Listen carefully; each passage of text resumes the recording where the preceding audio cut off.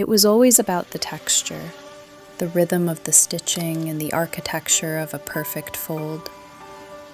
For some, a handbag is a mere accessory, but for me, it was the very definition of home. I spent years collecting them, studying their geometry until the sketches on my desk began to feel less like fashion and more like structural blueprints. The handles weren't just for carrying. They were arches, ribs, and support. I needed somewhere isolated to build it, a place where the form could breathe away from the noise and the clutter. The challenge was translating softness into structure, waterproofing leather, and engineering the pearl arch. We had to reinvent how things are built.